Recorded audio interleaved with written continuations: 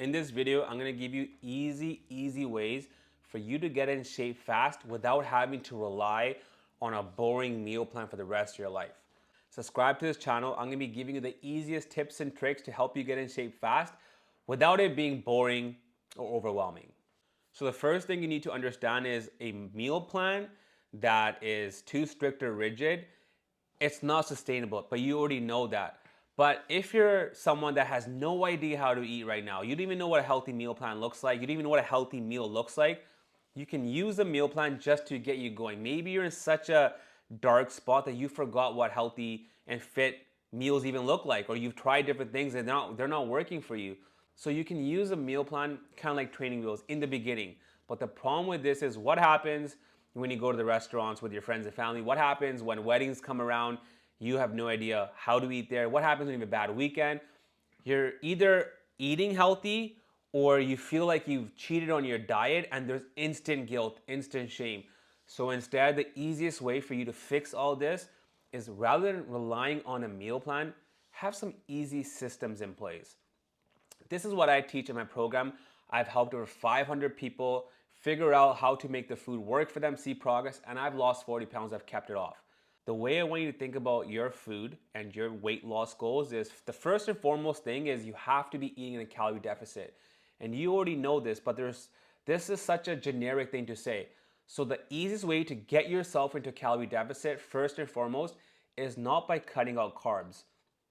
It is not by cutting out bread and sugar, because again, you're either on this side of the line, which is unhealthy, or you're not. And I want you to make your way over to the healthy side with your body and live here where the grass is greener. You got to make your way over here permanently. So the way you get in a calorie deficit is first and foremost cutting down on unnecessary fat. Macros, if you've heard of that, all calories get broken into three macros: protein, carbs, and fats. Protein and carbs you need just to be healthy, fit, have energy, have muscle, which burns fat. Fat is that rare macro where you need some of it to function for your hormones, just to feel good, but you don't need too much of fat, right? And the problem with fat is it's always in this liquid form or fried form, so you're gonna overconsume a lot of fat. And when you look at the three macros, fat is double the calories per every 1 gram. Fat is double the calories of carbs and protein. So you can easily have 1,000 calories worth of fat in a meal. If you go to a restaurant, all the sauce, the butter, the fried food, that's gonna result in 1,000 calories. But you can't eat 1,000 calories worth of protein and carbs without feeling overly full or feeling like you overate.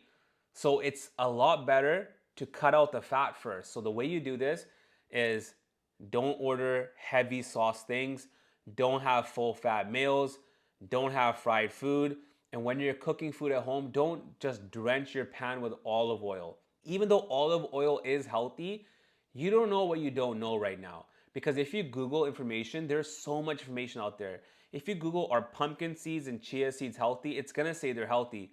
But for you and your goals, you gotta be in a calorie deficit to lose weight, to lose a stubborn belly fat. So chia seeds and pumpkin seeds are very high in calories and fat, and they don't even keep you full. So your first priority is not to worry about what's healthy in terms of nutrients. We can fit that in. It's just to bring your weight into a good, healthy weight. That's gonna relieve a lot of these metabolic health conditions or illnesses that you might be worried about. That's your first priority. So you cut out the sauces, you cut out fried food. The second thing that you can do is you cut out drinking your calories.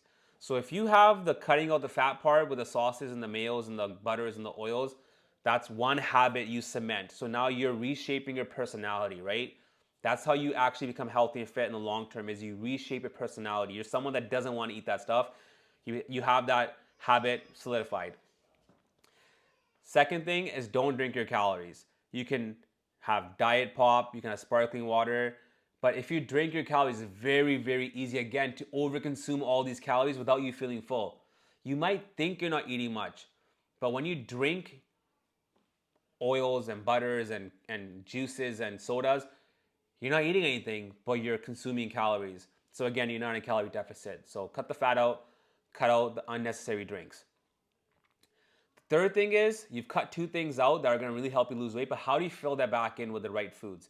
So when you think of meal prep, The easiest system that you can put in place is not having to make that full meal and then split it into 6 or 7 days worth of food. First of all, you get really sick of that food.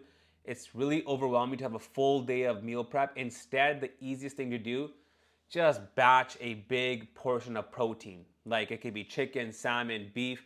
Make that and put it in its own Tupperware. Now you can have different options throughout the week.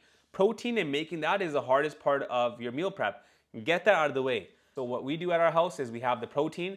One night we'll do quesadillas. One night we'll do sandwiches. One night we'll do rice bowls. One night we might do potatoes and veggies. But it's with that same protein, so we don't have to overdo the thinking of it. You're probably busy with kids. You're probably busy with your work. You have limited mental bandwidth. And if you can't get in the habit of making these 7, 8 unrealistic meals on one day, it is much easier for you to just make protein and figure it out as the week comes. And you're gonna get in the habit of figuring out your meals. The whole point is, let's take the training wheels off of you. Let's take the meal plans out. Let's take all these rigid, structured things out. That's not any way to live. Have systems in place. Now you're thinking like a healthy and fit person. Now you start understanding how the game works.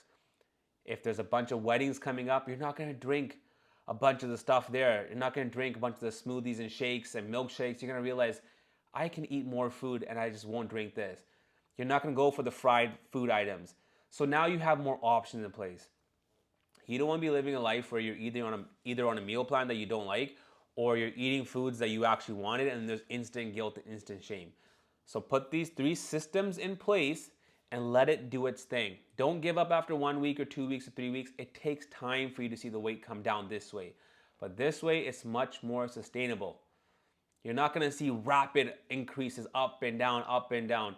You let these 3 systems run its course, and you're gonna start dropping 5 pounds, 6, 7, 8, 10, and it's gonna be a lot of stubborn belly fat.